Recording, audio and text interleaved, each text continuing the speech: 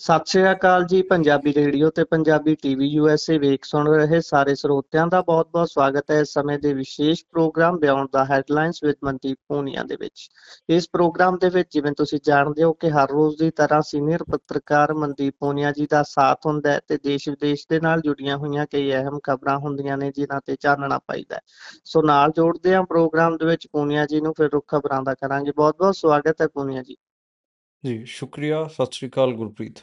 ਸਤਿ ਸ਼੍ਰੀ ਅਕਾਲ ਜੀ। ਸੋ ਰੁੱਖ ਕਰਦੇ ਹਾਂ ਖਬਰਾਂ ਦਾ। ਸਭ ਤੋਂ ਪਹਿਲੀ ਖਬਰ ਤੇ ਜੇਕਰ ਆਪਾਂ ਚੱਲੀਏ ਤਾਂ ਅਹਿਮਦਾਬਾਦ ਪਲੇਨ ਕ੍ਰੈਸ਼ ਨੂੰ ਬੇਸ਼ੱਕ ਕਾਫੀ ਦਿਨ ਹੋ ਚੁੱਕੇ ਨੇ, ਪਰ ਫਿਲਹਾਲ ਵੀ ਸੁਰਖੀਆਂ ਦੇ ਵਿੱਚ ਹੀ ਹੈ ਉਹ ਪਲੇਨ ਕ੍ਰੈਸ਼, ਕਿਉਂਕਿ ਪਹਿਲਾਂ ਜਿੱਥੇ ਆਪਾਂ ਚਰਚਾ ਕਰਦੇ ਸੀ ਕਿ ਕਿੰਨੇ ਲੋਕਾਂ ਦਾ DNA ਟੈਸਟ ਮੈਚ ਕਰ ਲਿਆ ਗਿਆ ਹੈ, ਜਿਹੜੇ ਸ਼ਵ ਸੀ ਉਹ ਦੇ ਦਿੱਤੇ ਗਏ ਨੇ ਪਰਿਵਾਰਾਂ ਨੂੰ, ਜਾਂ ਫਿਰ ਬਲੈਕ ਬਾਕਸ ਦੀ ਆਪਾਂ ਗੱਲ ਕਰ ਰਹੇ ਸੀ। ਪਰ ਹੁਣ ਇਸ ਤੋਂ ਅੱਗੇ ਗੱਲ ਜੇਕਰ ਆਪਾਂ ਕਰੀਏ ਤਾਂ ਗੱਲ ਮੁਆਵਜ਼ੇ ਦੀ ਆ ਰਹੀ ਹੈ। ਇਹ ਇਲਜ਼ਾਮ ਲੱਗ ਰਹੇ ਨੇ ਇਸ 에ਅਰਲਾਈਨ ਦੇ ਉੱਪਰ ਕਿ ਮੁਆਵਜ਼ਾ ਦੇਣ ਤੋਂ ਬਚਣ ਦੀ ਕੋਸ਼ਿਸ਼ ਕਰ ਰਹੀ ਹੈ 에ਅਰਲਾਈਨ। 1050 ਕਰੋੜ ਰੁਪਏ ਬਚਾਉਣ ਦੀ ਕੋਸ਼ਿਸ਼ ਕਰ ਰਹੀ ਹੈ। ਇਹ ਸਾਰਾ ਮਾਜਰਾ ਕੀ ਹੈ ਜੀ? ਹਾਂਜੀ, ਬਿਲਕੁਲ ਤੁਸੀਂ ਸਹੀ ਕਿਹਾ ਕਿ ਜਿਹੜੀ ਏਅਰਲਾਈਨ ਹੈ ਉਹ ਪੈਸੇ ਬਚਾਉਣਾ ਚਾਹ ਰਹੀ ਹੈ ਅਤੇ ਇਹ ਆਰੋਪ ਲਾਇਆ ਬ੍ਰਿਟੇਨ ਦੀ ਜਿਹੜੀ ਕਾਨੂੰਨੀ ਫਰਮ ਹੈ ਸਟੀਵਾਰਟਸ, ਉਹਨਾਂ ਦੇ ਵਕੀਲ ਨੇ। ਬੇਸਿਕਲੀ ਜਿਹੜੇ ਇਸ ਜਿਹੜਾ ਏਅਰਪਲੇਨ ਕ੍ਰੈਸ਼ ਹੋਇਆ ਇਹਦੇ 'ਚ ਤਕਰੀਬਨ 43 ਬ੍ਰਿਟਿਸ਼ ਸਿਟੀਜ਼ਨ ਸੀ। ਉਹਨਾਂ 'ਚੋਂ 40 ਜਣਿਆਂ ਦਾ ਕੇਸ ਪੀਟਰ ਨੀਨਨ ਹੋਰੀ ਲੜ ਰਹੇ ਨੇ, ਅਤੇ ਪੀਟਰ ਨੀਨਨ ਹੋਰਾਂ ਨੇ ਦੀ ਫਰਮ ਨੇ ਇਹ ਦਾਅਵਾ ਕੀਤਾ ਹੈਗਾ ਕਿ ਉਹ ਏਅਰ ਇੰਡੀਆ ਤੋਂ ਜਦੋਂ ਮੁਆਵਜ਼ਾ ਉਹਨਾਂ ਨੇ ਮੰਗਿਆ, ਉਸ ਤੋਂ ਬਾਅਦ ਉਹਨਾਂ ਨੇ ਪਰਿਵਾਰਾਂ ਦੀ ਜਿਹੜੀ ਸੈਂਸਿਟਿਵ ਇਨਫੋਰਮੇਸ਼ਨ ਹੈ ਉਹ ਮੰਗੀ, ਜਿਹਦਾ ਕਿ ਉਹਨਾਂ ਦਾ ਹੱਕ ਹੈ ਨਹੀਂ, ਮਤਲਬ ਉਹ ਮੰਗਣੀਆਂ। ਅਤੇ ਹਾਲਾਂਕਿ ਇਹ ਜਿਹੜੀ ਏਅਰ ਇੰਡੀਆ ਉਹਨੇ ਉਹਨਾਂ ਆਰੋਪਾਂ ਤੋਂ ਨਕਾਰਿਆ ਗਾ ਕਿ ਕਿਹਾ ਗਾ ਕਿ ਇੱਦਾਂ ਦੀ ਕੋਈ ਗੱਲ ਨਹੀਂ ਹੈ। ਬੇਸਿਕਲੀ ਜਿਹੜਾ ਮੈਡੀਕਲ ਹੋਸਟਲ ਹੈ ਉਹ ਉੱਥੇ ਵੀ 29 ਲੋਕਾਂ ਦੀ ਡੈਥ ਹੋਈ ਸੀਗੀ, ਜਿਹੜੇ ਕਿ ਉਸ ਮੈਡੀਕਲ ਹੋਸਟਲ 'ਚ ਅੰਦਰ ਰੈਜ਼ੀਡੈਂਟ ਡਾਕਟਰ ਵਗੈਰਾ ਜਾਂ ਫਿਰ ਕਰਮਚਾਰੀ ਵਗੈਰਾ ਸੀ। ਉਹਨਾਂ ਨੂੰ ਵੀ ਜਿਹੜੀ ਇਹ ਏਅਰ ਇੰਡੀਆ ਹੈ ਇਹ ਕੋਈ ਵੀ ਵਿੱਤੀ ਸਹਾਇਤਾ ਜਾਂ ਮਦਦ ਨਹੀਂ ਦੇ ਰਹੀ ਹੈ, ਕੋਈ ਮੁਆਵਜ਼ਾ ਨਹੀਂ ਦੇ ਰਹੀ ਹੈ। ਤੁਸੀਂ ਯਾਦ ਕਰੋ ਜਦੋਂ ਇਹ ਏਅਰਪਲੇਨ ਕ੍ਰੈਸ਼ ਹੋਇਆ ਸੀ ਉਦੋਂ ਤੁਰੰਤ ਹੀ ਏਅਰ ਇੰਡੀਆ ਨੂੰ ਚਲਾਉਣ ਵਾਲੀ ਟਾਟਾ ਨੇ ਇਹ ਪਤਾ ਸੀਗਾ ਕਿ ਅਸੀਂ ਕਰੋੜ ਰੁਪਇਆ ਦੇਵਾਂਗੇ। ਉਦੋਂ ਮੈਂ ਟਵੀਟ ਕਰਕੇ ਦੱਸਿਆ ਸੀਗਾ ਕਿ ਜਿਹੜਾ ਇਹ ਕਰੋੜ ਰੁਪਇਆ ਆਪਣੇ ਪੱਲਿਓਂ ਦੇਣ ਦਾ ਦਾਅਵਾ ਕਰ ਰਹੇ ਨੇ ਇਹ ਗਲਤ ਹੈ, ਕਿਉਂਕਿ ਬੇਸਿਕਲੀ ਜਿਹੜਾ ਮੌਂਟਰੀਅਲ ਕਨਵੈਨਸ਼ਨ ਹੈ ਉਹਦੇ ਰੂਲਸ ਦੇ ਮੁਤਾਬਕ ਜਦੋਂ ਵੀ ਕੋਈ ਏਅਰਪਲੇਨ ਕ੍ਰੈਸ਼ ਹੁੰਦਾ ਹੈਗਾ ਅਤੇ ਤਕਰੀਬਨ 1.25 ਕਰੋੜ ਰੁਪਇਆ ਏਅਰਪਲੇਨ ਨੂੰ ਦੇਣਾ ਪੈਂਦਾ ਗਾ, ਅਤੇ ਉਹ ਇੰਸ਼ੋਰੈਂਸ ਕੰਪਨੀ ਦੀ ਪੋਕਟ ਤੋਂ ਜਾਂਦਾ ਗਾ, ਉਹ ਟਾਟਾ ਵਾਲੇ ਨਹੀਂ ਦੇ ਰਹੇ ਸੀਗੇ। ਅਤੇ ਹੁਣ ਤਾਂ ਮਤਲਬ ਇਹ ਨਿਕਲ ਕੇ ਆ ਰਿਹਾ ਗਾ ਕਿ ਜਿਹੜਾ ਉਹ ਇੰਸ਼ੋਰੈਂਸ ਵਾਲਾ ਪੈਸਾ ਹੈ ਉਹ ਹੀ ਨਹੀਂ ਦੇਣਾ ਚਾਹ ਰਹੇ, ਉਹਦੇ 'ਚ ਹੀ ਆਨਾਕਾਨੀ ਕਰ ਰਹੇ ਨੇ, ਲੋਕਾਂ ਤੋਂ ਸੈਂਸਿਟਿਵ ਇਨਫੋਰਮੇਸ਼ਨਾਂ ਪੁੱਛ ਰਹੇ ਨੇ। ਉਹਨਾਂ ਦਾ ਕੀ ਬਣੂਗਾ ਜੀ, ਜਿਹੜੇ ਕਿ ਉਸ ਮੈਡੀਕਲ ਕਾਲਜ 'ਚ ਸੀਗੇ, ਨੀਚੇ ਆਪਣੀ ਮੈਸ 'ਚ ਖਾਣਾ ਖਾਣ ਆਏ ਹੋਏ ਸੀ, 29 ਜਣਿਆਂ ਦੀ ਡੈਥ ਹੋਈ ਹੈ, ਉਹਨਾਂ ਦਾ ਕੀ ਬਣੂਗਾ? ਉਹਨਾਂ ਬਾਰੇ ਵੀ ਕੁਛ ਨਹੀਂ ਕਹਿ ਰਹੇ। ਅਤੇ ਇਹ ਤਾਂ ਚਲੋ ਇੰਡੀਆ ਤੋਂ ਤਾਂ ਕੋਈ ਆਵਾਜ਼ ਉੱਠੀ ਨਹੀਂ ਹੈ ਜੇ, ਇਹ ਤਾਂ ਬ੍ਰਿਟੇਨ ਤੋਂ ਆਈ ਹੈ ਜੀ। ਬ੍ਰਿਟਿਸ਼ ਜਿਹੜੀ ਫਰਮ ਹੈ ਉਹਦੇ ਜਿਹੜੇ ਐਡਵੋਕੇਟ ਨੇ ਪੀਟਰ ਨੀਨਨ ਹੋਰੀ, ਉਹਨਾਂ ਨੇ ਇਹ ਦਾਅਵਾ ਕੀਤਾ ਕਿ ਸਾਡੇ ਕਲਾਇੰਟਸ ਤੋਂ ਇਹ ਸੈਂਸਿਟਿਵ ਜਾਣਕਾਰੀਆਂ ਲੈ ਰਹੇ ਹੈਗੇ ਆ, ਅਤੇ ਜਿਹੜਾ ਪੈਸਾ ਹੈ ਉਹਨਾਂ ਦਾ ਮੁਆਵਜ਼ਾ ਹੈ ਉਹ ਦੇਣ 'ਚ ਆਨਾਕਾਨੀ ਕਰ ਰਹੇ ਨੇ। ਹੁਣ ਇਹ ਮਾਮਲਾ ਖਾਸਾ ਗਰਮਾਇਆ ਹੋਇਆ ਹੈ। ਮੈਨੂੰ ਲੱਗਦਾ ਗਾ ਕਿ ਏਅਰਪਲੇਨ 'ਤੇ ਦਬਾਅ ਪਊਗਾ ਅਤੇ ਸ਼ਾਇਦ ਦਬਾਅ ਹੇਠ ਆ ਕੇ ਉਹ ਇਹ ਸਾਰੇ ਮਾਮਲਿਆਂ ਨੂੰ ਸੁਲਝਾਵੇ। ਜੀ, ਸੋ ਅਗਲੀ ਜੇਕਰ ਖਬਰ ਤੇ ਆਪਾਂ ਇਹਦੇ 'ਚ ਚੱਲੀਏ। ਨਾ ਮਤਲਬ ਇਹ ਵੀ ਹੈ, ਇੱਕ ਹੋਰ ਸੈਂਸਿਟਿਵ ਜਾਣਕਾਰੀ ਹੈ। ਦੇਖੋ, DGCA ਨੇ ਮਾਰਚ ਵਿੱਚ ਏਅਰ ਇੰਡੀਆ ਐਕਸਪ੍ਰੈਸ ਨੂੰ ਫਟਕਾਰਿਆ ਸੀਗਾ। ਉਹਦੇ 'ਚ ਜਿਹੜਾ ਇੰਜਨ ਦਾ A32 ਦੇ ਇੰਜਨ ਕੰਪੋਨੈਂਟਸ ਸੀਗੇ ਉਹ ਫਰਜ਼ੀ ਸੀਗੇ, ਉਹ ਬਦਲੇ ਨਹੀਂ ਸੀ, ਜਦ ਕਿ ਫਰਜ਼ੀ ਰਿਪੋਰਟ ਬਣਾ ਦਿੱਤੀ ਸੀ, ਉਦੋਂ ਵੀ ਇਹਨਾਂ ਨੂੰ ਫਟਕਾਰ ਪਈ ਸੀ। ਯਾਨੀ ਕਿ DGCA ਦੀ ਨਜ਼ਰ ਸੀਗੀ ਏਅਰ ਇੰਡੀਆ ਦੇ ਕਈ ਸਾਰੇ ਏਅਰਪਲੇਨਸ 'ਤੇ, ਜਿੱਥੇ ਜਿਹੜੇ ਕੰਪੋਨੈਂਟਸ ਬਦਲੇ ਜਾਣੇ ਸੀ ਉਹਨਾਂ 'ਚ ਕਈ ਸਾਰੀਆਂ ਦਿੱਕਤਾਂ ਸੀਗੀਆਂ। ਈਵਨ ਕੁਆਲਿਟੀ ਮੈਨੇਜਰ ਨੂੰ ਲੈ ਕੇ ਵੀ ਗੱਲਾਂ ਆਈ ਸੀ ਕਿ ਜਿਹੜਾ ਕੁਆਲਿਟੀ ਮੈਨੇਜਰ ਹੈ ਉਹ ਚੰਗੇ ਤਰੀਕੇ ਨਾਲ ਏਅਰਪਲੇਨ ਦਾ ਉਹ ਕਰ ਨਹੀਂ ਰਿਹਾ, ਉਹਨਾਂ ਨੂੰ ਵੀ ਹਟਾਇਆ ਗਿਆ ਸੀਗਾ। ਤੇ 3 ਏਅਰਬਸ ਇੱਦਾਂ ਦੇ ਸੀਗੇ ਏਅਰ ਇੰਡੀਆ ਦੇ, ਜਿਨ੍ਹਾਂ ਨੂੰ ਬਿਨਾਂ ਹੀ ਜਾਂਚ ਕੀਤੇ, ਬਿਨਾਂ ਹੀ ਇਨਵੈਸਟੀਗੇਸ਼ਨ ਕੀਤੇ ਉਡਾ ਦਿੱਤਾ ਗਿਆ ਸੀਗਾ। ਇੱਕ ਦੁਬਈ ਰਿਆਦ ਦਾ ਸੀਗਾ, ਇੱਕ ਜੇਦਾ ਦਾ ਸੀਗਾ। ਉਹ ਵੀ ਚੀਜ਼ਾਂ ਨਿਕਲ ਕੇ ਸਾਹਮਣੇ ਆ ਰਹੀਆਂ ਕਿ ਏਅਰ ਇੰਡੀਆ ਕਿਸ ਕਿਸਮ ਦੀ ਆਪਾਂ ਕਹਿ ਲਈਏ ਕਿ ਹਰਕਤਾਂ ਕਰਦੀ ਰਹੀ ਹੈ। ਜੀ। ਅੱਗੇ ਜੇਕਰ ਅਗਲੀ ਖਬਰ ਤੇ ਚੱਲੀਏ ਤਾਂ ਡਿਪਟੀ ਆਰਮੀ ਚੀਫ ਬੋਲੇ ਨੇ, ਉਹ ਆਖ ਰਹੇ ਨੇ ਕਿ ਆਪਰੇਸ਼ਨ ਸੰਦੂਰ ਦੇ ਦੌਰਾਨ ਆਪਾਂ 3 ਦੁਸ਼ਮਣਾਂ ਦੇ ਨਾਲ ਕਹਿੰਦੇ ਲੜੇ ਆ। ਪਾਕਿਸਤਾਨ ਤਾਂ ਸੀਗਾ ਹੀ ਸੀਗਾ, ਕਹਿੰਦੇ ਪਾਕਿਸਤਾਨ ਨੂੰ ਚੀਨ ਅਤੇ ਤੁਰਕੀ ਦੀ ਜਿਹੜੀ ਮਦਦ ਮਿਲ ਰਹੀ ਸੀ, ਉਹਨਾਂ ਨੇ ਇਸ ਨੂੰ ਅਲੱਗ-ਅਲੱਗ ਤਰੀਕਿਆਂ ਨਾਲ ਵੰਡ ਕੇ ਕਿਹਾ ਹੈ, ਤੁਸੀਂ ਉਸ ਤੇ ਚਾਨਣਾ ਪਾ ਦਿਓ। ਤੁਰਕੀ ਅਤੇ ਚੀਨ ਨਾਲ ਵੀ ਉਹਨਾਂ ਨੇ ਇੱਕ ਤਰੀਕੇ ਦਾ ਕਿਹਾ ਵੀ ਆਪਾਂ ਉਹਨਾਂ ਨਾਲ ਵੀ ਲੜ ਹੀ ਰਹੇ ਸੀ ਅਸਿੱਧੇ ਤਰੀਕੇ ਨਾਲ।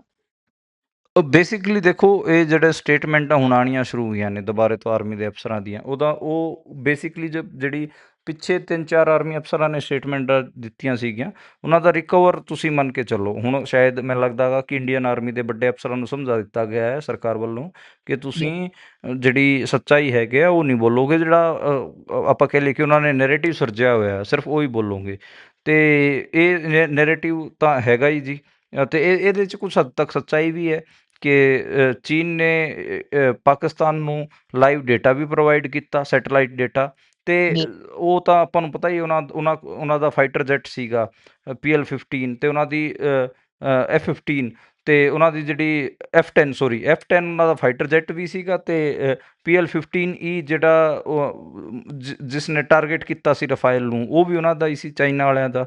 ਟਰਕੀ ਦੇ ਡਰੋਨ ਤੋਂ ਸੀਗੇ ਹੀ, ਇਹ ਵੀ ਗੱਲ ਸਹੀ ਹੈ ਕਿ ਮਤਲਬ ਇਹ ਥੋੜ੍ਹੀ ਨਾ ਹੁੰਦਾ ਕਿ ਜੇ ਉਹ ਪਾਕਿਸਤਾਨ ਕਿਸੇ ਦੇ ਦੂਜੇ ਕੰਟਰੀਜ਼ ਤੋਂ ਆਏ ਹੋਏ ਸਮਾਨ ਵਰਤ ਰਿਹਾ, ਹਥਿਆਰਾਂ ਨੂੰ ਵਰਤਿਆ, ਤਾਂ ਉਹ ਉਹਨਾਂ ਦਾ ਸਾਥ ਦੇਣਾ ਥੋੜ੍ਹੀ ਨਾ ਹੋ ਗਿਆ।